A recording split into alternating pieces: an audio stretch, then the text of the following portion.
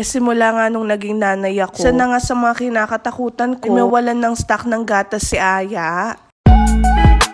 Hello everyone! Today is Wednesday at papunta nga kami ng supermarket dito. Time check 7:32 na pero wala kaming choice. Wala kasing power sa buong city nito kinabukasan kaya naman iniisip namin baka nga sarado yung mga supermarket. Kaya naman kahit medyo oras na ay nag-decide pa nga rin kaming bumili. Ito nga kami sa Pure Gold Mawaki mamimili ngayon at first time nga namin dito. Pagpasok mo nga dito ay bubungad agad sa yung section ng mga gatas. Kaya naman hindi talaga namin makakalimutan na ibili ng gatas itong si Aya. And family pa nga rin yung gatas ni Aya ngayon mga mare, kaya naman may bug na akong mag-AI ken TikTok.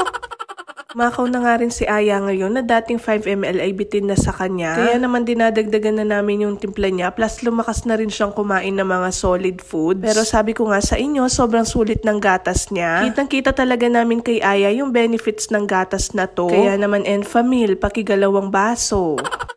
Anyway, ang balak lang nga talaga namin is bumili ng gatas ni Aya. Pero dahil nga wala na rin kaming ibang stock sa bahay katulad ng mga kape, creamer at iilang delata kaya sabi ko ay kumuha na nga rin kami. Pinakuha ko na nga rin ng iilang sangkap si Mr. Cortez na madalas niyang gamitin sa pagluluto dahil siya naman ang nagluluto sa amin. Pati nga mga toiletries ay konti na lang din kaya naman in-add to cart na rin. Nagdagdag nga ako nitong stick o pati itong choco-choco para nga pang matamis. At syempre matik na nga rin dyan yung tang orange na juice. Mga frozen naman ay hotdog at ham nga lang yung kinuha namin. Hindi nga kami kumuha ng meat dyan dahil nga kakabili pa lang ni Mr. Cortez sa talipapanong minsan. Pagkatapos ay dumiretso na nga rin kami dito sa counter dahil yun nga lang ang bibilhin namin at ala na kami rin budget.